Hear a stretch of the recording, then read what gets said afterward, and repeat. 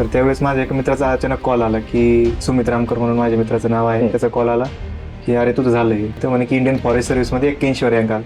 म्हणलं अरे काही नको सांगू.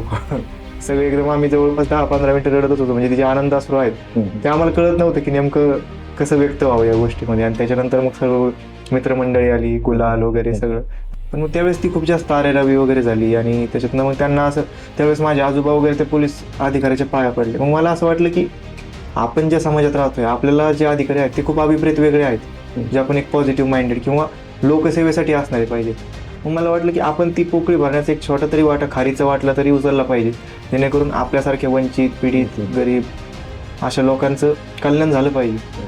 आपण कोणत्या तरी कंपनीसाठी काम करू, त्यांचे मनसुबे, त्यांचे प्रॉफिट भेटण्यासाठी आपण काम करू. पण सिव्हिल सर्व्हिसेस हा जर डोमेन निवडलं तर आपण not even hundreds or thousands आपण कंट्रीब्यूट करू शकतो लाखो लोकांचे आयुष्य त्यांचे सुकर करण्यासाठी.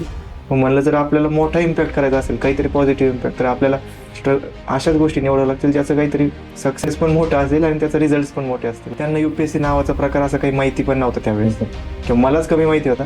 आता माझे वडील अजून पण UPS म्हणतात, त्यांना UPSCचा फुल फॉर्म किंवा काही माहिती नाही. त्यांना फक्त वाटतं की हा करतो ते बरोबर करतो. त्यांचा माझ्यावर विश्वास होता. मी ज्यावेळेस नोकरी सोडण्याचं पण त्यांना सांगितलं होतं. ते म्हणे तुला काय करायचं ते कर, आम्ही तुला आत्तापर्यंत मोबाईल देत आलोय, इथून पुढं पण देणार. तर मला असं वाटतं चॅलेंज महत्त्वाचं हे आहे की पहिलं गायडन्स, आत्मविश्वास, त्यानंतर फायनान्शियल रिसोर्सेस हा खूप मोठा चॅलेंज आहे. किंवा शेतकऱ्यांच्या आत्महत्या फक्त महाराष्ट्रातल्या विदर्भातच का होतात, बिहारमध्ये पण तर मागासले पण आहे, पण तिथं होत नाही. मग ही डिस्पॅरिटी तुमच्या लक्षात कधी येईल ज्यावेळेस तुम्ही एक थोडं काय म्हणता समृद्धपणे किंवा एक कॉम्प्रिहेन्सिव्हली अनालाइज करून अभ्यास करता. नमस्कार मित्रांनो, आज आपल्या सोबत आहे Akshay Haribhau Pawar. UPSC Indian forest सर्व्हिसच्या 2025च्या परीक्षेत ऑल इंडिया रँक 81 ने नेत्रदीपक यश मिळवून फॉरेस्ट ऑफिसर म्हणून त्याची निवड झाली. मित्रांनो, अक्षय हा अहिल्यानगर जिल्ह्यातील पाथर्डी सारख्या दुष्काळी भागातून आलेला विद्यार्थी. शालेय जीवनापासून अतिशय ब्राईट विद्यार्थी होता. 10वी-12वीचं शिक्षण आपल्या गावामध्येच त्याने घेतलं. त्यानंतर 12वी नंतर बीटेकला कॉलेज ऑफ इंजिनिअरिंग पुणे या ठिकाणी मेटलर्जी म्हणून त्याने बीटेक डिग्री मिळवली. त्यानंतर UPSCचं स्वप्न बघितलं आणि सातत्याने 4-5 वर्ष UPSCचा ध्यास घेऊन शेवटी त्याने ऑल इंडिया रँक 81 ने फॉरेस्ट सर्व्हिस मध्ये त्याचं सिलेक्शन मिळवलं. नक्कीच हा कौतुकास्पद आणि प्रेरणादायी प्रवास अक्षयचा राहिला आहे आणि मला असं वाटतं की आपल्या विद्यार्थ्यांना अक्षयकडून त्याचा प्रेरणादायी प्रवास नक्कीच ऐकायला आवडेल. अभिनंदन अक्षय, तुझ्या नेत्रदीपक यशाबद्दल. Thank you sir. आणि आज आपल्या विद्यार्थ्यांसाठी आणि UPSC ऍस्पिरंट साठी आपण तुझा जर्नी समजून घेऊ. अक्षय, जेव्हा UPSCचा निकाल लागला आणि इंडियन फॉरेस्ट सर्व्हिस मध्ये सिलेक्शन झालं ऑल इंडिया रँक 81 जेव्हा समजलं, तेव्हा पहिली प्रतिक्रिया काय होती, काय वाटलं? हा निकाल मुळातच एक मला जेव्हा समजला तो मी स्वतः नव्हता बघितला. मी संध्याकाळी रोज ग्राउंडवर जात असतो. तर त्यावेळेस माझ्या एका मित्राचा अचानक कॉल आला की सुमित रामकर म्हणून माझ्या मित्राचं नाव आहे. त्याचा कॉल आला की अरे तुझं झालंय. म्हणलं काय? म्हणलं ते म्हणे की इंडियन फॉरेस्ट सर्व्हिसमध्ये 81वर रँक आला. म्हणलं अरे काही नको सांगू. तर मग मी पुन्हा चेक केलं, मी लिस्ट डाउनलोड केली. मी माझं नेट ऑफ केलेलं होतं कारण मला थोडी धगधग होती की होईल का नाही वगैरे. मग नेट ऑफ केलेलं होतं, ते ऑन केलं, लिस्ट डाउनलोड केली, चेक केलं, नाव होतं पवार अक्षय हरिभाऊ. तिथं मग पुन्हा एकदा रोल नंबर चेक केला. पण रोल नंबर चेक करण्यासाठी मी माझ्या प्रिलिम्सच्या मार्कशीटवर जाऊन पुन्हा नीट चेक केलं की बाबा नक्की मीच आहे का. कारण मागच्या वर्षी एक पवार अक्षय होता पण तो त्याच्या वडिलांचं नाव वेगळं होतं. मग ते प्रॉपर चेक केलं मी आणि मग तेव्हा जरा कुठं बरं वाटलं की हा आता फळाला पावलंय आपण. 4-5 वर्ष साधारणतः मागची 5 वर्ष अभ्यास करतोय, भरपूर सारे कष्ट झेलले, तितका अभ्यास केला आणि आज त्याचं कुठेतरी एक चांगलं म्हणतोय आपण की एक फळ भेटलंय. म्हणजे पहिल्यांदा विश्वास बसला नाही. अक्षय पवार परत चेक केलं, कोणी अक्षय पवार? 3-4 वेळा चेक केला असेल मी ही गोष्ट. ठीक आहे, हे झालं स्वतःची प्रतिक्रिया. पण आता आई वडिलांची, कुटुंबियांची, मित्रांची काय प्रतिक्रिया होती जेव्हा अक्षय हरिभाऊ पवार नाव दिसलं लिस्टमध्ये त्यावेळेस? मी जसं मी म्हणलं की ग्राउंडवर होतो, ग्राउंडवरून घरी जात होतो. मी काय केलं की 5-6 वेळा माझं नाव चेक केल्यानंतर मग घरी फोन केला. आधी वडिलांना करणार होतो पण वडील कसं आपलं काम करत असतात त्याच्यामुळे सोबत मोबाईल ठेवत नाहीत. मग आईला केला. आईला म्हणलं झालं, म्हणलं. ती म्हणे काय झालं? म्हणलं ऑल इंडिया रँक 81 आली म्हणलं इंडियन फॉरेस्ट सर्व्हिसमध्ये. ती एकदम तिथं रडायलाच लागली. मी लगेच 2-3 मिनिटात घरी गेलो आणि ते तर म्हणजे मग मी, माझे पप्पा, मम्मी, हे सर्वजण, काकू वगैरे जे सगळे होते, शेजारचे पण काही लोक आलेले, सगळे एकदम, आम्ही जवळपास 10-15 मिनिटं रडतच होतो. म्हणजे तिचे आनंद अश्रू आहेत ते आम्हाला कळत नव्हतं की नेमकं कसं व्यक्त व्हावं या गोष्टीमध्ये. आणि त्याच्यानंतर मग सर्व मित्रमंडळी आली, गुलाल वगैरे सगळं, आणि खूप मोठं अप्रूप होतं. मी साधारणतः त्यावेळेस त्या दिवशी रात्री 3 वाजेपर्यंत घरी पाहुणेच चालू होते. आपल्या कम्युनिटीमध्ये किंवा गावात, समाजात पहिलाच क्लास 1 अधिकारी युपीएससी मधून निवडला गेलेला असेल. बरोबर. हो, म्हणजे मी तालुक्यातनं पहिला IFS अधिकारी आहे. याच्या आधी महेश भागवत सर IPS अधिकारी आहेत. म्हणजे अहिल्यानगर जिल्ह्यातल्या पाथर्डी सारख्या छोट्याशा गावातून युपीएससीचं स्वप्न बघणं आणि इंडियन फॉरेस्ट सर्व्हिस सारखी सर्व्हिस, त्याच्यामध्ये ऑल इंडिया रँक 81 ने सक्सेस मिळवणं खरोखरच खूप मोठी अचिव्हमेंट. येस. बरं, पहिल्यांदा कधी वाटलं असं की युपीएससी एक करिअर म्हणून बघावं, foreign service, Indian forest service किंवा सिव्हिल सर्व्हिसची तयारी करावी? सुरुवातीला थोडं डोक्यात होतं जेव्हा कॉलेजमध्ये जाऊसपर्यंत किंवा कॉलेजमध्ये असताना. आणि आम्ही COEP कॉलेजमध्ये असल्यामुळे तिथं सिव्हिल सर्व्हिसेस ॲस्पिरंट्स क्लब नावाचं क्लब आहे. तिथं रेग्युलर आमचे जे गेस्ट लेक्चर्स वगैरे होतात जे सिव्हिल सर्व्हिसेसमध्ये आहे.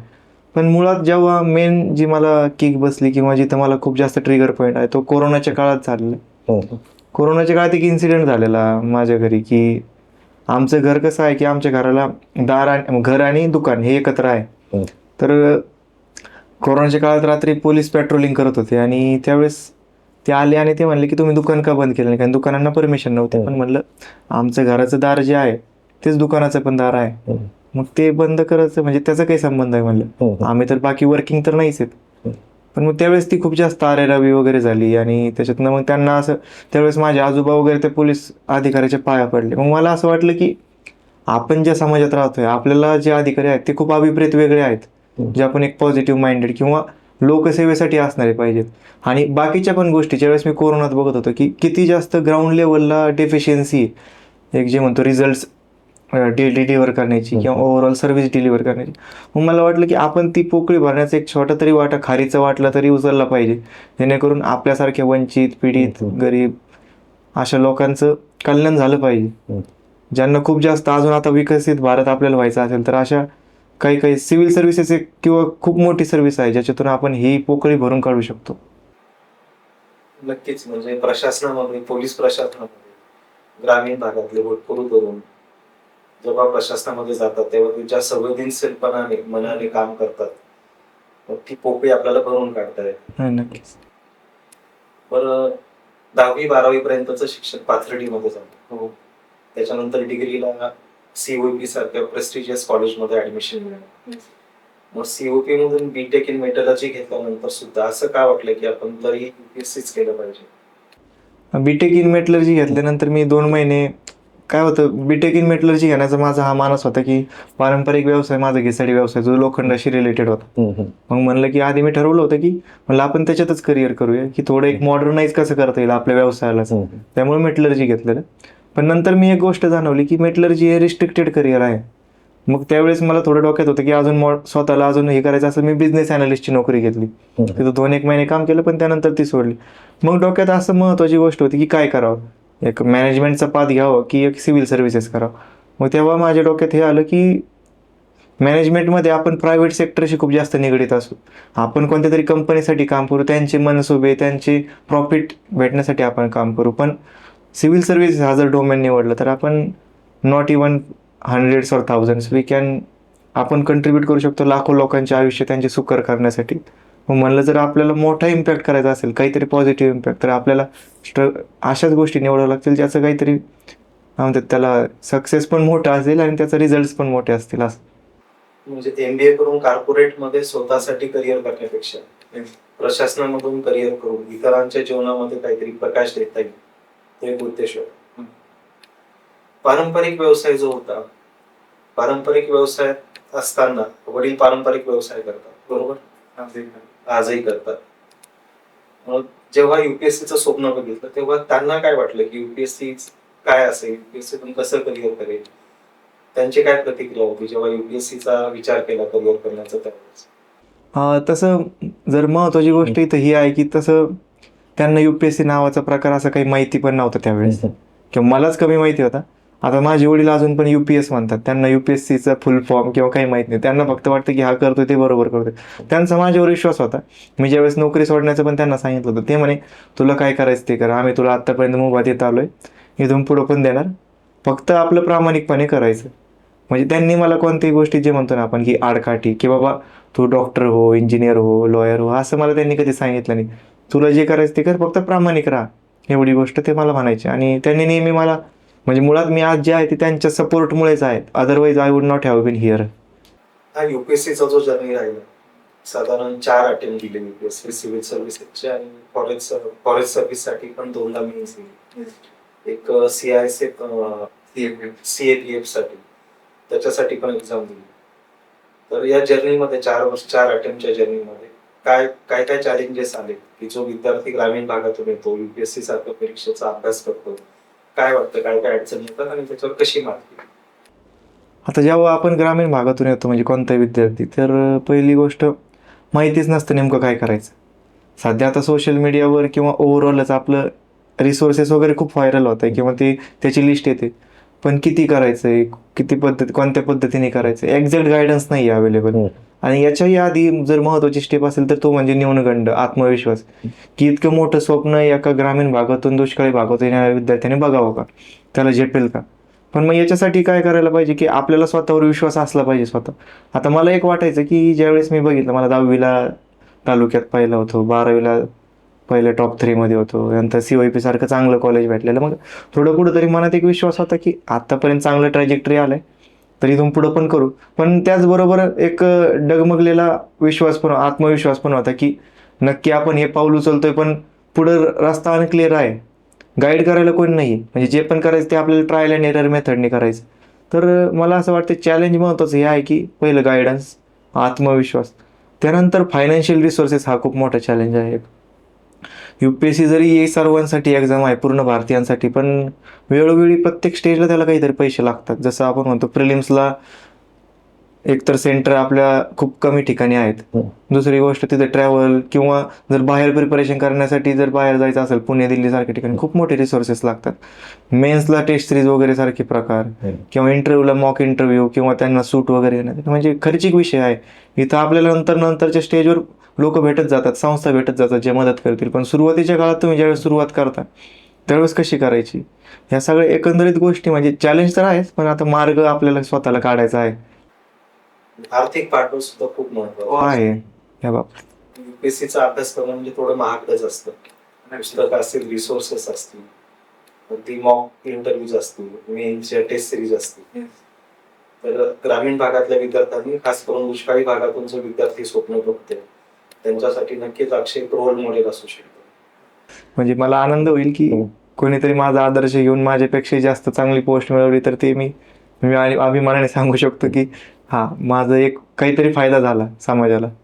बरं, फॉरेस्ट सर्व्हिसेस बद्दल काही अट्रॅक्शन होतं आधीपासून, किंवा आकर्षण होतं असं की त्याच्यात करिअर करावं असं? थोडं मला एन्व्हायरमेंट बद्दल थोडं पहिल्यापासून आकर्षण होतं. म्हणजे आता जसं मी म्हणलं की मी पाथर्डी या शहरात राहतो सध्या, तिथं आजूबाजूला बऱ्यापैकी हिली एरियाज आहेत, डोंगराळ भाग आहे. तर मला नेहमी संध्याकाळी सवय आहे की जेव्हा पण मी घरी जातो तिथं जाऊन बसतो, थोडं मला एक नॅचरल जे लँडस्केप आहे तिथं जाऊन मला बरं वाटतं, थोडं मनाला सुदिंग भावना वाटतात. सेम मग ज्यावेळेस मी CYP मध्ये होतो त्यावेळेस जलमैत्री नावाचा आमच्या इथे एक उपक्रम आहे, जे एक पर्यावरण प्रदूषण किंवा मुळामुठा नदीचं पोल्युशन त्याच्या अवेअरनेस वगैरे करत असते, किंवा वॉटर कन्झर्वेशन यासारख्या. त्यामध्ये मी एक जलमैत्री सचिव सेक्रेटरी म्हणून काम केलेलं. मग अशाच प्रकारे मला नंतर वाटायला लागले की जसं आपण, एन्व्हायरमेंट ही खूप मोठी फील्ड आहे, आणि महत्त्वाची गोष्ट म्हणजे इथं काम करणारे लोक कमी आहेत जे, आणि इंडियन फॉरेस्ट सर्व्हिस ही मेनली फक्त फॉरेस्ट रिलेटेड नसून एन्व्हायरमेंट, क्लायमेट चेंज, जसं आपल्या मिनिस्ट्रीचं नावच आहे, मिनिस्ट्री ऑफ एन्व्हायरमेंट, फॉरेस्ट आणि क्लायमेट चेंज. मग मला ते थोडं एक काय म्हणतात कनेक्शन फील झालं की ही पण एक्झाम आपण देऊ शकतो. आणि मेन म्हणजे माझे सिनियर्स आहेत बऱ्यापैकी, ते ऑलरेडी या सर्व्हिसमध्ये आहेत, आणि त्यांनी मला नेहमी चांगला फीडबॅक दिला की हो खूप चांगली सर्व्हिस आहे, ऑल इंडिया सर्व्हिस आहे, म्हणजे it is parallel to the IAS and IPS, तर मग करायला काय हरकत आहे असं. आणि मेन म्हणजे टेक्निकल सर्व्हिस आहे, जिथं मी माझं स्वतःचं इंजिनिअरिंगचं किंवा एक्स्ट्रा करिक्युलर जे म्हणतो मॅनेजमेंट वगैरे, जे वेगवेगळे नॉलेज तिथं ॲप्लिकेबल करू शकतो असं. जेव्हा UPSCच्या अभ्यासाला सुरुवात केली तेव्हा प्रिलिम्स पहिला टप्पा जो असतो त्याच्यात जीएस आणि सीसॅट बरेचसे विद्यार्थी सीसॅट मुळे राहून जातात, जीएस अभ्यास जरी चांगला असला तर हे जीएस आणि सीसॅटचा अभ्यास कसा केला? सीसॅट जर तुम्ही म्हणलं तर सीसॅट माझं थोडं पहिल्यापासून स्ट्रॉंग होतं. मी आतापर्यंत एकाही अटेम्प्टला अभ्यास केलेला नाही सीसॅटचा, पण तरी मला एक 100 अबाव स्कोअर असतो. थोडं एक इंजिनिअरिंगचं बॅकग्राऊंड आणि आवड होती पहिल्यापासून क्वांटिटिव्ह ॲप्टिट्यूड आणि मेंटल काय म्हणतात त्याला ॲबिलिटीमध्ये. त्यामुळं सीसॅटचं थोडं कधी करायला असं खूप वेगळं करायची गरज नाही भासली. जनरल स्टडीजसाठी सुरुवातीचे 2 अटेम्प्ट मला फेल्युअर म्हणजे क्वालिफाय नाही झालं प्रिलिम्स. पहिल्या वर्षी 2022ला दिले त्यावेळेस 2 मार्कांनी राहिली, दुसऱ्या वर्षी दिली त्यावेळेस 0.66 मार्कांनी राहिली. मग थोडं डिव्हॅस्टेशन झालं की काय करतोय वगैरे. पण 24ला मग ॲप्रोच खूप बदलला, मी माइंडसेट बदलला. मला असं वाटतं की थोडं एका पॉईंटला जाऊन ही गेम जी आहे UPSC प्रिलिम्ससाठी ती माइंडसेटची होऊन जाते रॅदर दॅन नॉलेज. तुम्ही किती पॉझिटिव्हली आणि कन्स्ट्रक्टिव्हली त्या क्वेश्चन्सला अप्रोच करता, तुम्ही किती सखोलपणे UPSCच्या प्रिव्हियस इयर क्वेश्चन्सचा अभ्यास करता, ही खूप महत्त्वाची गोष्ट आहे. आपण सध्याची कोचिंगच्या प्रश्नांच्या किंवा कोचिंगच्या टेस्ट सिरीजच्या मागे लागतो, हे कुठंतरी कमी केलं पाहिजे. आणि UPSCने जे ऑलरेडी तुम्हाला वाढून दिलंय मागच्या 30-40 वर्षात जे ते पेपर घेतात, त्याचा जर अभ्यास चांगला केला आणि एक करंट अफेअर बेसिक केलं तरी प्रिलिम्सचं GS निघण्याच्या इझिली निघू शकतं. म्हणजे सध्याची प्रिलिम्स येते त्यात थोडा लेवल ऑफ डिफिकल्टी तर वाढलीच आहे, त्या बाबतीत काही दुमत नाही आहे. पण थोडं आपलं काम माइंड, थोडं एक चांगला माइंडसेट आणि ओव्हरऑल अप्रोच जर प्रॉपर असेल तर easily we can crack that. GS प्रिलिम्ससाठी अभ्यास करताना PYQचा जो अभ्यास केला, पूर्वीच्या परीक्षांना कसे प्रश्न आले तर आपल्या अभ्यासाला दिशा मिळते. योग्य दिशेने अभ्यास केला तर प्रिलिम कसे अवघड नाही. हा, म्हणजे मी साधारणतः पहिल्या 2 वर्ष प्रिलिम्सचे क्वेश्चन फक्त 13 वगैरे पर्यंत करायचो, 2013 पर्यंत. पण मला 2 वर्ष ज्यावेळेस मी प्रिलिम्स होत नव्हते त्यावेळेस मी डायरेक्ट 1990च्या वगैरे पर्यंत PYQ केलेले. मग माझा जो नॉलेजचा पूल आहे ना तो खूप मोठा झाला. मग त्यानंतर कसल्याही प्रकारचा क्वेश्चन आला तर मी म्हणजे मला ती एक माइंडसेट झालेला माझा, किंवा ते एक जे म्हणतो ना MCQ ॲप्टिट्यूड डेव्हलप झाला की बाबा आता कसं येऊ, मला अप्रोच कसं करायचं तो कळाला. म्हणजे तुम्ही बघू शकता की फॉरेस्टच्या प्रिलिम्सचा कट ऑफ साधारणतः 15 ते 20 मार्क्स जादा लागतो. पहिले 2 वर्ष मला सिव्हिल सर्व्हिसेसची प्रिलिम्स निघत नव्हती, त्यानंतर मला 2 वर्ष सलग फॉरेस्टची प्रिलिम्स निघाली. आणि नॉलेज पूल थोडा वाढला असेल त्यात काही नाही आहे, पण महत्त्वाची गोष्ट म्हणजे माइंडसेट आणि अप्रोच, ह्या 2 गोष्टीचं ज्यावेळेस मी थोडं चेंज केलं त्यावेळेस मला UPSCच्या प्रिलिम्समध्ये सक्सेस मिळालं. PYQ फक्त करंट 2-4 वर्षाचे न बघता जास्तीत जास्त PYQचा जो सराव केला, हा, होलिस्टिकली बघितलं पाहिजे. तरच अप्रोच डेव्हलप होईल अभ्यासाचं. आता मेन्स बद्दल, मेन्ससाठी काय स्ट्रॅटेजी होती अभ्यासाची? आता फॉरेस्ट सर्व्हिसेसची मेन्स मी 2ही वेळा असं केलेलं की ज्यावेळेस सिव्हिल सर्व्हिसेसची मेन्स असते त्याच्यानंतर पहिल्या वर्षी 55 दिवस होते आणि दुसऱ्या वर्षी 70 दिवस होते, आणि त्याच्यानंतर केलेली. माझं बेसिक स्ट्रॅटेजी ही होती की मला नोट्स वगैरे मी बनवता येत नाहीत, कारण की माझं अक्षरही चांगलं नाही आणि मला पहिल्यापासून ती हॅबिट नाही की नोट्स बनवून अभ्यास करावा. मग मी काय केलेलं की ऑलरेडी मार्केटमध्ये एका सिनियरच्या नोट्स होत्या, विद्यांशु झा म्हणून, AR5 होती इंडियन फॉरेस्ट सर्व्हिसमध्ये. त्यांच्या नोट्स उचलल्या, ते बघितले की ते PYQशी आलंय ना. इथं पण तीच स्ट्रॅटेजी, PYQs बघायची, सिलेबस बघायचा आणि त्याच्याशी रिलेटेड काय मटेरियल आहे का. आता हे 3 गोष्टी झाल्या का मग काय वेगळं उरतंय याच्यानंतर, तर मग ते आपण करू शकतो. म्हणजे साधारणतः जर समजा 2025-24ला काही 23ला काही PYQs आले असतील आणि ते जर माझ्या नोट्समध्ये नसतील तर त्याला ChatGPT करू शकतो. म्हणजे एक होलिस्टिकली कसं करायचं, तर PYQ ओरिएंटेड अभ्यास करायचा माझे मानस जास्त होता. मग त्यानुसार काय झालं की रिपिटेशन असतं PYQचं आणि थोडं जास्त एनरिचिंग आन्सर लिहू शकतो मी असं. मेन्सचा अभ्यास करताना आणि प्रिलिम्सचा अभ्यास करताना व इंटरव्ह्यूचा अभ्यास करताना चालू घडामोडींचं महत्व असतं. करंट अफेअरसाठी कसं प्रिपेअर केलं? करंट अफेअर्ससाठी माझी हॅबिट आहे पहिल्यापासून, म्हणजे जेव्हा मी शाळेतही होतो तेव्हापासून मी न्यूजपेपर वाचतो. तेव्हा मराठी वाचायचो, आता तर फक्त इंग्लिश सुरू केली, म्हणजे इंडियन एक्सप्रेस सारखं वगैरे. मी मंथली मॅगझिन्स वगैरे कधी फॉलो नाही केले, कारण की ते माझ्याच्याने झाले नाही, त्याला खूप डिसिप्लिन लागतं आणि मी थोडं कमी आहे त्या बाबतीत. तर मी जनरली रोज एक न्यूजपेपर वाचायचो आणि त्याच्यातलं नोट्स वगैरे काही नाही काढायचे, पण डेली एक हॅबिट आहे की न्यूजपेपर वाचणं. त्याच्याने कसं होतं की तुम्हाला ॲटलिस्ट कॉन्टेक्स्ट लक्षात राहतो. तुम्ही ज्यावेळेस प्रिलिम्स जवळ येईल त्यावेळेस तुम्ही PT 365 सारखी मॅगझिन वाचा, तुम्हाला लक्षात येईल की हा कोणत्या कॉन्टेक्स्टमध्ये आलेला. किंवा मेन्स ज्यावेळेस येईल त्यावेळेस मेन्स 365 वाचा. इंटरव्ह्यूच्या वेळेस तर मी 2 न्यूजपेपर वाचायचो, 2-3 वाचायचो, मिंट वाचायचो, हिंदू वाचायचो, एक्सप्रेस वाचायचो, कारण की मला आवडतं न्यूजपेपर वाचायला त्यामुळे. करंट अफेअर व्यवस्थित अभ्यास करायचा तर न्यूजपेपरची एक सवय असलीच पाहिजे, न्यूजपेपर वाचण्याची. आणि मग बाकी मॅगझिन वगैरे एक्झाम जवळ आल्यानंतर आपण रेफर करू शकतो. प्रिलिम झाली, मुख्य झाली, आता इंटरव्ह्यू बद्दल. इंटरव्ह्यूचं पण मुलांना खूप टेन्शन असतं, इंटरव्ह्यूचं बऱ्याचदा बर्डन घेतलं जातं. तर इंटरव्ह्यू बद्दल असं काही अनुभव आला का की इंटरव्ह्यूचं प्रिपरेशन आपण काहीतरी वेगळं करून गेलो आणि तिथे वेगळेच काही प्रश्न आले? इंटरव्ह्यू आता आपलं मेन म्हणजे आपण इंटरव्ह्यू म्हणतो त्याला, पण त्याला युपीएससीने खूप चांगलं नाव दिलं ते म्हणजे पर्सनॅलिटी टेस्ट. तर इंटरव्ह्यू हा फॅक्च्युअल असतो. पर्सनॅलिटी टेस्ट ही तुमची पर्सनॅलिटी जाणून घेण्यासाठी एक डायनामिक टेस्ट असते, ॲनालिटिकल असते. तर नक्कीच इंटरव्ह्यूला तुमच्या प्रिपरेशनपेक्षा वेगळे प्रश्न येऊ शकतात, पण ही पर्सनॅलिटीवर डिपेंड आहे की तुम्ही त्याला हँडल कसं करता. आता म्हणजे आपला एक डिटेल्ड ॲप्लिकेशन फॉर्म जो असतो डॅफ, तो त्यांच्या समोर असतो. आता मी 2 इंटरव्ह्यू दिलेले युपीएससीचे, एक CAPF साठी दिलेला 2024च्या आणि 2025ला फॉरेस्ट सर्व्हिसेसचा. CAPFला मला 150 पैकी 102 विच इज 68% मार्क, आणि यावर्षी 300 पैकी 198 म्हणजे 66% मार्क्स मिळाले मला, जे म्हणजे क्वाईट डिसेंट मार्क्स आहेत युपीएससीच्या सध्याच्या बोर्ड्सनुसार. तर याला मेन गोष्ट मला ही वाटते की इंटरव्ह्यूचं प्रिपरेशन आपलं एक डॅफ जो आहे आपला, त्याच्यातले जे बेसिक कीवर्ड्स आहेत त्याच्यात तुम्ही 3-3, 4-4 पॉइंटर्स तुम्हाला माहिती पाहिजे. सपोज महाराष्ट्र आहे, तर महाराष्ट्राचे मेन म्हणजे महाराष्ट्र प्रॉस्परस का आहे हे महत्त्वाचं आहे. मग याची तुम्हाला 3 कारणं माहिती पाहिजेत.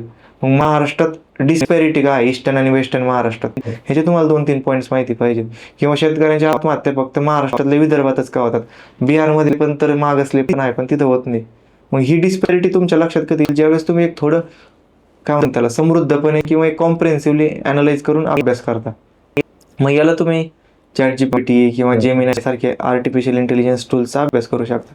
पण मेन जो आहे मला इंटरव्ह्यूला असं वाटलं की जे सगळ्यात महत्त्वाचा फॅक्टर आहे तो म्हणजे तुमचा कॉन्फिडन्स, दुसरा म्हणजे क्लॅरिटी आणि तिसरं म्हणजे कॉन्टेंट. हे 3 गोष्टी ज्यावेळेस असतात, 3 C's कंटेंट, कॉन्फिडन्स आणि क्लॅरिटी, त्यावेळेस तुम्ही इंटरव्ह्यू क्रॅक करू शकता. तिथं आपण जे आन्सर देतोय तर त्या आन्सरमध्ये तुम्हाला कॉन्फिडन्स दिसला पाहिजे, तरच जेन्युनिटी दिसते. भरपूर मुलांचा आपल्या महाराष्ट्रीयन मुलांमध्ये न्यूनगंड असतो किंवा एक्सप्रेस नाही करू शकत. खूप सारं नॉलेज असतं पण ते आपण बिटिंग अराउंड द बुश करतो. मला विचारलंय महाराष्ट्रात आत्महत्या का होत नाही, मग आपण शेतीचे प्रॉब्लेम सांगायला लागतो. ॲक्च्युली आत्महत्येचा प्रॉब्लेम आहेत. म्हणजे क्लॅरिटी आणि कन्साइजनेस असली पाहिजे. ते लोक आपलं 20 ते 25 मिनिटं इंटरव्ह्यू घेतात, त्यांना आपल्याबद्दल तेवढ्या वेळात खूप काही जाणून घ्यायचं असतं. मग ते कसं दिसेल की आपण ॲन्सर्स जेन्युइन द्यायचे पण त्याला काहीतरी सबस्टेन्शिएशन करा की बाबा मला यामध्ये असं वाटलं, मला ही एक केस स्टडी आवडलेली, जसं आपण हिवरे बाजारचं राळेगण सिद्धीचं मॉडेल असं देऊ शकतो. इंटरव्ह्यूचे उत्तर देताना आपला आधीचा जो बेस आहे नॉलेजचा तो सुद्धा मांडता आला पाहिजे. इंटरव्ह्यू बद्दल असे काही मिथ्स असतात, आउट ऑफ द बॉक्स प्रश्न विचारले जातात, कॅन्डिडेटला प्रेशराईज करायला, चेक करायला काही वेगळे प्रश्न, ट्रिकी प्रश्न विचारले जातात. तर असं काही मेमोरेबल इन्सिडेंट किंवा काही प्रश्न आहेत का जे विचारले गेले इंटरव्ह्यू? हा, या वर्षीचाच रिसेंट इंटरव्ह्यू मी सांगतो तुम्हाला की मला एक मॅडम होत्या, त्या बहुतेक अकॅडमिशियन होत्या, खूप नॉलेज होतं त्यांना. त्यांनी मला विचारलं की मेटलर जे आहे तर करोजन शिकला का. हा म्हणलं करोजन तर शिकलो. म्हणजे डिफाईन कर करोजन. आता तिथं आपण करोजन काय असतं की गन चढणे एवढं माहिती असतं, पण डिफाईन कसं करावं. हा, तिथं काहीतरी मी आपल्या तिथं त्यातल्या त्यात डेफिनेशन बनवली.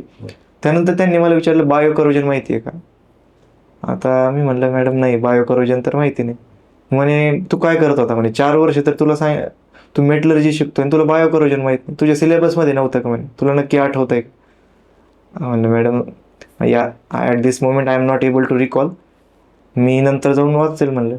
पण त्यांनी मला पुन्हा सुरू केलं की तुला कसं वाटतंय, तुमच्या घरात कोणते पाईप वापरतात, त्यात करोजन नाही होत का, प्लास्टिकचे पाईप्स वापरतात त्याच्यावर फिल्म्स फॉर्म नाही होत का. म्हणजे ते हळूहळू ती मला तिकडे घेत गेले. पण महत्त्वाची गोष्ट काय की मी तिथं एक करत गेलो, जसं आपण म्हणतो क्रिकेटमध्ये काही बॉल असे असतात जिथं फक्त टक करायचं असतं, विनाकारण तिथं 6 मारायला गेलो तर आपण आउट होण्याचे चान्सेस जास्त असतात. मग मला तसं वाटतं की ते प्रेशराईज जे क्वेश्चन करण्याचे असतात त्याला फक्त आपण हँडल करून त्यांना साजेसं उत्तर नाही दिलं तरी चालेल, फक्त आपल्याला असं वाटलं पाहिजे की हा मुलगा प्लग होत नाही, त्या प्रश्नाला घाबरून हा पूर्ण कॉन्फिडन्सच लूज करत नाही. कारण की आपण मध्ये फील्डवर जाणार आहोत. इंटरव्ह्यूचा तरी एक प्रश्न आलाय, तिथं तर असे हजारो इन्सिडेंट दिसतील की आपल्याला स्वतःला काहीतरी स्वतः डिसिजन मेकिंग करायचंय किंवा त्यांना सामोरं जायचं. इन्स्टंटली जर कुठं काही मॉब ॲग्रेसिव्ह झाला वगैरे, मग तिथं आपण कसं करणार. तिथं तर आपल्याला प्रेशराईज कोणी हे करायला गाईड करायला पण नाही किंवा कोणी प्रश्नाला उत्तर द्यायला पण नाही. मग मला वाटतं ते ॲबिलिटी ते आपल्याला इथं चेक करत असतील.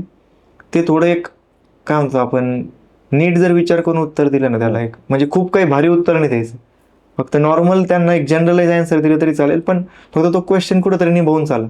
विनाकारण त्याच्यावर खूप जास्त इंडल्ज होण्यापेक्षा की बाबा समजा मला आता हाच विचार होता की माझं हॉबी आहे इश्यू बेस्ड मूवीज बघणं. मला पहिलाच प्रश्न विचारला होता की कोणता मूवी बघितला. मी म्हणलं आता रिसेंटली पाणी मूवी बघितला आदिनाथ कोठार यांचा. मग म्हणे तू आता तो आशा वर्कर्सचा आशा मूवी आलाय म्हणे, तो नाही बघितला. म्हणलं सर नाही. म्हणे असं कसं होऊ शकतं, तुझी हॉबी आहे आणि तू तो मूवी बघत नाही. म्हणलं सर मला माहिती आहे म्हणे तो मूवी आलाय, पण आता या इंटरव्ह्यूच्या गडबडीत माझं झालं नाही, मग याच्यानंतर नक्की बघेल म्हणे. मग ते त्यांना बरं वाटलं की हा काहीतरी विलिंगनेस तर दाखवतोय त्या बाबतीत. असं इंटरव्ह्यू मध्ये एकंदरच आपलं विलिंगनेस दिसला पाहिजे, शिकून घेण्याची आपली इच्छा दिसली पाहिजे आणि काही नॉलेज लपवून ठेवण्यापेक्षा किंवा चुकीची उत्तरं देऊन वेळ मारून नेण्यापेक्षा सेन्सिबल आन्सर देणं अपेक्षित असतं. हा, चुकीची उत्तरं तर मुळातच नाही दिली पाहिजेत. ॲटलिस्ट तुम्ही नाही म्हणा, पण चुकीची नको. एकंदरीत आता AI ChatGPTचा वापर विद्यार्थी मोठ्या प्रमाणावर करतात UPSC सारख्या परीक्षांचा अभ्यास करताना. तर वापर केला का असं ChatGPT किंवा AI चा आणि त्याचा खरोखर उपयोग होतो का? हा, लिमिटेड स्केलवर मी यूज केलेला आहे. म्हणजे समजा मेन्समध्ये मला टाईम कमी होता, तर त्यावेळेस मी मेन्समध्ये करताना काय केलं की जे प्रश्न मला वाटतं की PYQच्या याच्यात आलेले आहेत परंतु ते माझ्या नोट्समध्ये किंवा कोणाच्या नोट्समध्ये नाही आहेत, त्याला मी आपलं ChatGPT किंवा गुगलचं जे जेमिनी आहे ह्याच्यावर टाकून त्यांचे एक मॉडेल आन्सर बनवून घेतलेले. आणि महत्त्वाचं म्हणजे मला जास्त यूज कुठे झालं की मी आता सपोज फॉरेस्टमध्ये कसं आहे की फॉरेस्ट सर्व्हिसेसचे आन्सर लिहिताना टेक्निकल आन्सर जाणवले पाहिजे, तर मी त्यांना हे सांगायचो की मला थोडं टेक्निकली डेफिनेशन कशा देता येतील, तर त्याला ऑथेंटिकेट कसं वाटेल. सपोज जर रिमोट सेन्सिंगची डेफिनेशन लिहायची आहे तर रिमोट सेन्सिंगच्या डेफिनेशनला मी लिहायचो की आपलं जे रिमोट सेन्सिंग इन्स्टिट्यूट आहे डेहराडूनचं ते डिफाईन असं करतं. मग ते त्यांना ते बरं वाटतं की बाबा हा मुलगा काहीतरी वेल रेड आहे, तसा एक यूज केला. दुसरी गोष्ट मॉडेल आन्सर करताना त्यात काहीतरी बेस्ट प्रॅक्टिसेस असतात का ते एक सापडून. सपोज आता मँग्रोव्हचा प्रश्न आला तर मँग्रोव्हमध्ये गुजरातची एक बेस्ट केस स्टडी होती की तिथं CSR फंड यूज करून मँग्रोव्हचं रिहॅबिटेशन करत होते. मग ती एक चांगली केस स्टडी मी लिहिली असं. आणि जर इंटरव्ह्यूला झालं तर इंटरव्ह्यूला मी खूप जास्त यूज केला. मी डायरेक्ट माझं एक जेम बनवलेलं गुगल जेमिनायवर की मी असा इंटरव्ह्यू देतोय, ह्याचे हे पॅरामीटर्स असतात इंटरव्ह्यूची पर्सनॅलिटी चेक करण्याची, तुम्ही मला त्याच्यानुसार, आणि माझा हा डॅप आहे तर त्याच्यानुसार तुम्ही मला क्वेश्चन्स विचारा, क्रॉस क्वेश्चन. मग ते मला 2 3 4 5 क्रॉस क्वेश्चन्स, आजूबाजूचे क्वेश्चन्स हे द्यायचे.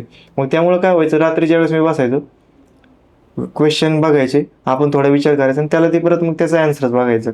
मग त्यामुळे माझं काय झालं की एक कंटिन्युअस लूप तयार झाला की असे क्वेश्चन आल्यावर असे विचार करायचा, तसं क्वेश्चन आलं तसं विचार करायचा. फायदा झाला. हा, म्हणजे पूर्णपणे रिलायबल न राहता आपलं एक स्वतःची पण थिंकिंग पॅटर्न पाहिजे, पण ऑगमेंट करू शकतो आपल्या ज्या विचारसरणीला आहे. तुमचं काम इझी करून देत आहे ना ते, क्लरिकल वर्क तर तुमचं खूप चांगलं करतं ते. स्मार्ट स्टडी ज्याला म्हणतात तो ChatGPT जेमिनी वगैरे वापरून आपण करू शकतो. दुसरं महत्वाचं असं की आजकाल सोशल मीडिया विद्यार्थ्यांना डिस्ट्रॅक्ट पण करतं अभ्यास करताना आणि काही बाबतीत त्याचा उपयोग पण होतो. तर काय झालं, सोशल मीडिया वापरला त्याचं डिस्ट्रॅक्शन झालं की फायदा झाला? मुळात आता माझं कसं आहे की मी सपोज आता एखादी गोष्ट जर रेग्युलेट करता येत नसेल तर त्याला रिस्ट्रिक्ट करा. मग मी सोशल मीडिया सुरुवातीला बघितलं की मला होतंय का रेग्युलेशन, तर ते थोडं मला अवघड डिफिकल्ट जात होतं, तर मी म्हणलं की आपण बंद करूया. मग मी मागचे 5 वर्ष साधारणतः 2019 पासूनच मी बंदच केलेलं सोशल मीडिया यूज करायला. मी माझा व्हॉट्सअपचा स्टेटसच जो असतो तो 28 ऑक्टोबर 2019 लास्ट टाकला होता. त्याच्यानंतर ज्यावेळेस मी आता हे झालो सिलेक्शन 7 वर्षांनी टाकलं. असं इन्स्टा बंद होतं सगळं, फक्त टेलिग्राम, कारण की तिथं स्टडी रिलेटेड अपडेट्स येतात म्हणून. अदरवाईज तिथं पण काही खूप जास्त इंडल्ज होत नाही वेळ. स्वतःवर बंधन घालून घेणं, कंट्रोल करणं आवश्यक आहे सोशल मीडिया. म्हणजे तिथं ते पर्सनलाइज असतात गोष्टी की सपोज तुम्हाला काही गोष्टी जर रिस्ट्रिक्ट करता येत असेल तर रिस्ट्रिक्ट करा, रेग्युलेट करता असेल तर रेग्युलेट करा, पण थोडं बंधनं तर असले पाहिजेत. ते आपल्या मनावर जे काय म्हणतात त्याचं लगाम आपल्या हातात असला पाहिजे. UPSCची मुख्य परीक्षा जेव्हा दिली फॉरेस्ट सर्व्हिसची त्यावेळेस हॉस्पिटलायझेशन पण झालेलं होतं. मग अभ्यास कसा कव्हर केला तरी मेन्स आणि रिझल्ट काढला त्या मेन्स मध्ये? हा, ते म्हणजे ते खूप मोठा हे होतं की सेटबॅक होता माझ्यासाठी तो, की काय झालेलं, सिव्हिल सर्व्हिसेसच्या मेन्सच्या आधीपासूनच थोडं म्हणजे काय म्हणतात आजारी पडायचं सुरू झालं होतं दिल्लीमध्ये असताना. दिल्लीचं खाणं वगैरे खूप म्हणजे त्या महाराष्ट्राच्या बाबतीत ते खूपच जास्त वर्स्ट आहे असं म्हणू शकतो. तर ते गॅस्ट्रोइंटेस्टायनल इन्फेक्शन वगैरे सुरू झालेलं आहे. पण कसं नंतर फॉरेस्ट सर्व्हिसच्या मेन्सच्या आधी जस्ट 8 दिवस आधी मी हॉस्पिटलाइज होतो आणि 4-5 दिवसाआधी मला डिस्चार्ज भेटलेला. तसंच जायचंच नव्हतं मला पेपरला. तिथं डॉक्टर होते. डॉक्टर म्हणे मी तुला व्यवस्था करून देतो की 3 तास तू बसू शकतो पेपरला लिहिताना, तेवढे तुला आणि टेन्शन घेऊ नको म्हणे, निवांत आपल्या मनाने मोकळ्या मनाने जाऊन पेपर दे. तरी पण माझं काही मन जावतच नव्हतं. मग मित्र होते घरी, आई पण म्हणे की पुन्हा जर पेपर असं वाटलं तुला की आपल्या टप्प्यातला पेपर आला होता आणि तुझं नंतर तुला पश्चाताप होईल म्हणे की मी दिला नाही, मी झालो असतो. आणि मित्र होते, मित्र म्हणे की जे झालं ते झालं, ठीक आहे आता तू पहिल्यापेक्षा तर बरं आहेस ना म्हणे. त्यावेळेस त्रास व्हायचा, आता कमी झालाय त्रास, पण आता जाऊन देऊ नये म्हणे. होईल ना होईल, जर नाही झालं तर त्याला दोष दे म्हणे दुखण्याला, पण झालं तर सोन्याहून पिवळं आहे असं आहे. मग त्या माइंडसेटने दिला. अभ्यास तेव्हा पण खूप कमी झालेला, फक्त मी पानं उलटून गेलेलो शेवट. कारण की ह्या वर्षी असं झालेलं की सिव्हिल सर्व्हिसेसच्या मेन्स नंतर 75 दिवस भेटलेले. मला सुरुवातीला खूप भारी वाटलेलं की मागच्या वर्षीच्या मेन्सच्या रिझल्टमध्ये मला फक्त 3 मार्क कमी होते इंटरव्ह्यूला जाण्यासाठी. मी म्हणलं यावर्षी आपण 150 मार्क्स वाढू आणि पहिले टॉप 10 मध्ये रँक मिळू. पण दुखण्यानंतर मला असं वाटलेलं की मी यावर्षी पेपर पण देता येतोय का नाही. पण मग त्यावेळेस काय झालं, मागच्या वर्षी अभ्यास केलेला तो डोक्यात होता जरा असं मला नंतर वाटतं. ज्यावेळेस मी रिझल्ट आल्यानंतर मी स्वतःला अनालाइज केलं की म्हणलं तो एक अभ्यास बिल्ड झालेली होती, ती काय आजची प्रोसेस नव्हती, ती बेस बिल्ड झालेला होता. ह्या वर्षी मी काय केलं, फक्त रिफाईन केलं, वेगळं काही नाही केलं त्याला. फक्त मागच्या वर्षीचे 2-3 पेपर शेवट काय केलं मी, 16 तारखेला मेन्स होती माझी, 14 तारखेला बसलो आणि फक्त मागच्या 2 वर्षाचे पेपर बघितले की काय आलंय आणि फक्त मनात हे बघत होतं की इथं काय लिहायचं आणि एवढंच करून गेलो, वेगळं काही नाही. आणि त्याच्यावरच लिहून आलो. आजार पण असताना सुद्धा हा म्हणजे मी तर होपफुल त्याच्यानंतरही नव्हतो. आणि यावर्षी असं झालं की फॉरेस्ट सर्व्हिसेसच्या मेन्सची लेवल ऑफ डिफिकल्टी 50-60% वाढली. म्हणजे अनप्रेडिक्टेबल क्वेश्चन्स आले, पॅटर्न चेंज झाले, सगळ्याच पेपरचं असं झालं. पण तरी ती निघाली. म्हणजे मग याच्यात महत्वाची गोष्ट म्हणजे ती आधी केलेलं हार्डवर्क तर आहे, पण एक नंतरची गोष्ट आहे ती लक, नशीब ज्यावेळेस होणार त्यावेळेस होणार असं. हार्डवर्क आपलं कामात येतच असेल. हो, परीक्षेच्या आधी कुठली अडचण जरी आली, आरोग्याची असेल कुठली असेल, तर आधीचा केलेला अभ्यास आपल्या उपयोगात येत असेल. नक्कीच. पण हा जो जर्नी होता युपीएससीच्या प्रिपरेशनचा, याच्यामध्ये नॉर्मल डेचं शेड्यूल कसं असायचं, म्हणजे दिवसभराचा प्लॅन कसा असायचा, अभ्यासाला किती वेळ दिला जायचा? कारण लोक असं म्हणतात की युपीएससी करायचं म्हणजे खूप तास अभ्यास करावा लागतो, ते खरं आहे का? तर ही थोडी पर्सनलाइज गोष्ट आहे, पण मी खूप थोडा वेगळ्या माइंडसेटचा विद्यार्थी. म्हणजे माझं असं असतं की मी थोडं क्वालिटीकडे जास्त ध्यान देतो, क्वांटिटी माझ्यासाठी मॅटर करत नाही. आता नॉन वर्किंग असल्यामुळे दिवसभर मला काही काम नाही की अभ्यास करण्याशिवाय. पण तेच माझा दिवस मी थोडा अर्ली बर्ड असल्यामुळे 6-6:30ला उठणं, 8-8:30 पर्यंत नाश्ता करून लायब्ररीत जाणं, त्यानंतर साधारणतः 10-10:30 पर्यंत रात्री बसणं. म्हणजे ओव्हरऑल 12-14 तास आपण बसतो लायब्ररीत. पण तेवढं पूर्णपणे तर त्याचं इल्ड भेटत नाही. एक माझं असं डोक्यात असायचं की दिवसाचा 8 ते 9 तास जरी अभ्यास झाला ना एक नॉर्मल आपण, तरी खूप झालं. आणि त्यात मी थोडा म्हणजे माझं असं असतं की विरंगुळा मला पाहिजे असतो.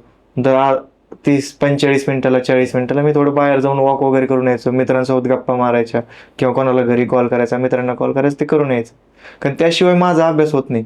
मला इतक्या लवकर सॅच्युरेशन येतं अभ्यासाचं की मला ते कमी करण्यासाठी किंवा जे आपल्या ह्याच्यात इतकं अभ्यासाचं भरलेलं असतं ते कमी करण्यासाठी थोडंफार हसी मजाक पाहिजेच. म्हणजे मला भरपूर लोक म्हणतात की हा तर काय दिवसभर कधी बघा हा बाहेर असतो लायब्ररीच्या वगैरे, आणि हा कसा इतके पोस्ट भेटले. म्हणजे अभ्यास करायचो, पण ते एक जे म्हणतं ना की फ्रिक्वेन्सी माझी बाहेर फिरण्याची वगैरे खूप जास्त असते.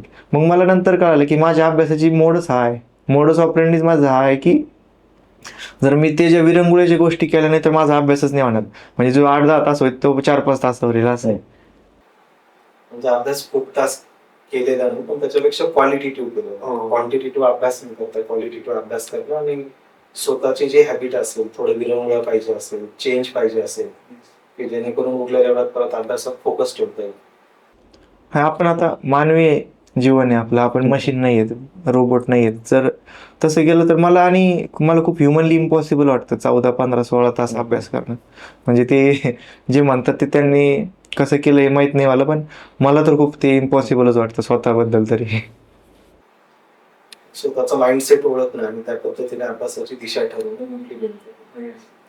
पण आता ग्रामीण भागातले जे तरुण युपीएससी मधून स्वप्न बघत असेल, फॉरेस्ट सर्व्हिस मध्ये अधिकारी होण्याचं, युपीएससी मधून सिव्हिल सर्व्हिस मध्ये जाण्याचं, त्यांना काय मेसेज देणार? त्यांनी कसं स्वतःला ऑर्गनाईज केलं पाहिजे, प्रिपेअर केलं पाहिजे, जेणेकरून ते सुद्धा युपीएससीचं ड्रीम पूर्ण करू शकतात? पहिलं तर मला असं वाटतं की नक्की आपण स्वतःला हे म्हणलं पाहिजे की आपण नक्की करायचं आहे का. भरपूर वेळा असं होतं की आपण फक्त कोणाच तरी प्रेशरमध्ये किंवा लेक्चर आहे, आता सपोज माझा पॉडकास्ट बघितलं तर म्हणे की मला पण व्हायचंय, म्हणजे क्षणिक मोटिवेशन नाही पाहिजे, ही लॉंग लास्टिंग जर्नी आहे. पहिलं आपलं माइंडसेट हा पाहिजे की एक आपलं व्हाय स्ट्रॉंग पाहिजे की मला का व्हायचं. दुसरं असं पाहिजे की तुमची तयारी पाहिजे की तुम्ही पुढचे वर्ष तुमच्या तारुण्याचे 3 ते 4 वर्ष या जर्नीला कमीत कमी द्यावे लागतील. म्हणजे त्याच्या आधी झाले तर ती वेल म्हणजे ती खूप सोन्याहून पिवळं, पण मला असं वाटतं की 3 ते 4 वर्ष तुमची देण्याची तयारी पाहिजे. आणि त्यानंतर एक बेसिक अभ्यास चांगला होईल आणि एक त्यासाठी एक गाईड आणि मेंटर पाहिजे. तर ह्या 3 गोष्टी जर असतील ना तर मला असं वाटतं की कोणताही माणूस असो त्याची प्रिपरेशनमध्ये चांगलं जर केलं तर हे अभ्यास होऊन सक्सेस भेटणार नाही असं होणार नाही. आता रिसेंटली काय झालं, एमपीएससीने सुद्धा पॅटर्न बदलला, युपीएससीला थोडा अलाइन केला मेन्सचा पॅटर्न. तर त्याचा काय वाटतं, फायदा होईल आपल्या महाराष्ट्रातल्या ऍस्पिरंटला युपीएससी साठी कॉन्फिडंटली प्रिपेअर करू शकतील ते, जे फक्त पूर्वी एमपीएससीच करत होतो? ॲक्च्युली खूप मोठी वेलकम स्टेप आहे. म्हणजे आता आपण ज्यावेळेस नॉर्थ आणि महाराष्ट्र हे कम्पेअर करतो, उत्तरातल्या विद्यार्थ्यांना त्यांचं सिलेक्शन का जास्त आहे, कारण की त्यांच्या ज्या स्टेट PCS आहेत त्या सर्व अलाइन आहेत UPSCच्या सिलेबसची. आणि ते काय होतं की ते तिकडं ज्यावेळेस अभ्यास करत असतात त्यावेळेस ते ह्या पण पेपरचा अभ्यास आपोआप होऊन जातो. किंवा ज्यावेळेस रिटर्न असतं तर त्यांना सवय झालेली असते, इकडे पण रिटर्न लिहायचं आणि तिकडे पण. आपण ज्यावेळेस हे करतो त्यावेळेस नक्कीच मला असं वाटतं की याचा 100% फायदा होईल. फक्त तुम्ही थोडं एक्झामला डिफरन्शिएट पण करता आलं पाहिजे. MPSCची डिमांड थोडी वेगळी असू शकते आणि UPSCची थोडी वेगळी असू शकते. जसं प्रिलिम्समध्ये आपण म्हणतो की प्रिलिम्सची MPSCची थोडी फॅक्च्युअलच्या बेसिसवर जादा येते आणि UPSCची थोडी अनालिटिकल जास्त येते. मग थोडं तो माइंडसेट आणि अप्रोच थोडा चेंज केला पाहिजे, कारण प्रत्येक एक्झामची डिमांड वेगळी असते. त्यानुसार आपण डिमांड ओळखून जर अभ्यास करायला लागलो तर नक्कीच यश भेटेल आपल्याला. स्किल सेट सारखंच आहे, फक्त आपल्याला एक्झामची डिमांड बघून अभ्यास कस्टमाइज करता आला पाहिजे. तर नक्कीच ही एक संधी मिळाली एमपीएससी सोबत युपीएससीला पण कॉम्पिट करताय. हा जो युपीएससीचा जर्नी असतो, इतका मोठा लॉंग जर्नी, या जर्नीमध्ये स्वतःचं माइंडसेट स्टेबल ठेवणं, काही वेळा डिस्ट्रॅक्शन्स येतात, काही वेळा असं वाटतं की सोडून द्यावं, प्रिलिम नाही झाली 2 वेळा, मग तरी स्वतःला पुन्हा मोटिवेट कसं ठेवलं आणि पुन्हा आपल्या ध्येयावर कशा पद्धतीने त्याचा पाठपुरावा? सेटबॅक असतात आणि ते रिअल असतात, आणि मला असं वाटतं ते पार्ट अँड पार्सल आहे ह्या प्रोसेसच. UPSC मला असं वाटतं ही अशी एक्झाम आहे जी तुम्हाला तुमची लायकी पण दाखवते आणि तुम्हाला तुमच्यातला माणूस पण दाखवते की तो आतून कसा आहे, तो किती कॉन्फिडंट आहे, तो किती इमोशनल आहे, तो किती प्रॅक्टिकल आहे आणि तो किती इथिकल वगैरे. सगळ्या गोष्टी आपोआप बाहेर पडतात. तुम्ही ज्यावेळेस 3-4 वर्ष या जर्नीमध्ये राहतात ना, तुम्ही एक माणूस म्हणून तर चांगलं बाहेर पडता असं मला वाटतं. आता जेव्हा माझी पहिले 2 वेळेस प्रिलिम्स नाही झाली, मी म्हणजे डिवेस्टेड झालेलो असं वाटायचं मला की काय आपण काय काय केलेलं त्यावेळेस, किती अचिव्हमेंट्स होत्या आपल्या, आणि आता आपण साधी प्रिलिम्स नाही काढू शकत. आणि सोबतची मुलं द्यायची त्यावेळेस प्रिलिम्सचे मेन्स द्यायची, त्यावेळेस मला वाईट वाटायचं की आपल्याला घरचे आपल्यावर विश्वास ठेवून आपल्याला दिल्लीसारख्या ठिकाणी पाठवत आणि आपण काय देतो त्यांना. मग ते खूप आतून खाल्लं जायचं. मला खूप वेळा असं फील झालं की मी क्लिनिकली डिप्रेस आहे का. मग मी त्यावेळेस थोडं असं जे काय म्हणतात त्याला कॉग्निटिव्ह बिहेवियरल थेरपी या साईडला पण गेलेलो. पण मग त्यावेळेस एक महत्त्वाची गोष्ट होती जी मला नेहमी मोटिवेट करायची की ती म्हणजे माझी परिस्थिती. म्हणजे माझे आजोबा किंवा माझे आई वडील हे जे कष्ट करताय ते मला नेहमी वाटायचं की हे माझ्यासाठी का आपण यांना कुठंतरी परिस्थिती सुधारली पाहिजे. ते आपलं दायित्व आहे, ते आपल्यासाठी जी देत आहे ती आपण थोडं त्यांच्यासाठी करणं आहे. ते आपला एक खारीचा वाटा असेल, त्यांच्यासाठी आपण काहीतरी करणं, ही परिस्थिती सुधारली पाहिजे, आपला समाज सुधारला पाहिजे आणि कुठेतरी आपण जाऊनच बाकीच्यांना सुधारणार आहोत. मग एक मला ती जबाबदारी जवळ असायचं आणि तेच मला वाटतं मोटिवेशन असायचं. ज्यावेळेस माझ्या आई वडील आता सपोज ते आत्ता जरी असले तर त्यांच्या मागे इतकं कामाचा व्याप असतो, ते कधी कधी सकाळचं जेवण संध्याकाळी 3-4 वाजता करतात, त्यांना टाइमच नसतो. मग ते स्वतःच्या रक्ताचं पाणी करून जर आपल्याला शिकवत असतील, आपल्या शिक्षणासाठी पैसे पाठवत असतील, तर आपण बेअर मिनिमम करतोय मी त्यांना काहीतरी द्यायला. आणि याच्यानंतर दुसरा जो म्हणतो की आपण डिमोटिवेशन आल्यानंतर किंवा ज्यावेळेस इमोशनल अपडाऊन्स होतात त्यावेळेस स्वतःला कसं स्टेबल ठेवायचं. तर मी थोडा स्पिरिच्युअल आहे, आध्यात्मिकतेवर माझा विश्वास आहे, मेडिटेशन करतो मी किंवा सत्संगाला वगैरे जाणं ते मला आवडतं.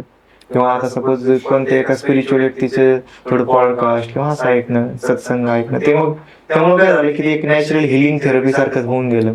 मी बऱ्यापैकी मेडिटेशन सेशन्स केलेले आहेत, मी विपश्यना, SSY वगैरे असं. आणि मला असं वाटतं ते योगा किंवा मेडिटेशन ही खूप महत्वाची गोष्ट आहे तुमच्या डे टू डे रिच्युअल मध्ये ते असलं पाहिजे. किंवा वॉकिंग जरी झालं, एक मिनिमम 30 मिनिट जरी वॉक केलं तर तुमच्या म्हणजे एंडोर्फिन्स वगैरे सिक्रेट होऊन तुम्ही एक काम आणि स्टेबल स्टेजला येता. युपीएससीच्या जर्नीमध्ये अप्स अँड डाऊन्स असतात, डिस्ट्रॅक्शन येतात, डिमोटिवेट व्हायला होतं. पण अशा वेळेस स्वतःला मोटिवेट ठेवणं ही पण एक मोठी टास्क असते.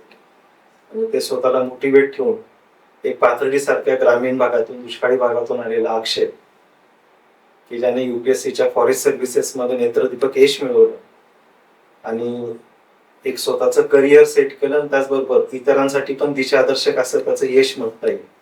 तर आज अक्षयने आपली जी सक्सेस स्टोरी, हा जर्नी शेअर केला. मला असं वाटतं की नक्कीच पॉडकास्ट ऐकणारे, बघणारे सगळ्यांनाच ती एक प्रेरणादायी स्टोरी असेल आणि त्याच्यातून नक्कीच असे युपीएससीच्या सक्सेस स्टोरीज महाराष्ट्रातल्या घडतील अशी अपेक्षा करूया. धन्यवाद अक्षय. धन्यवाद सर इथं बोलवल्याबद्दल. All the best for future endeavours.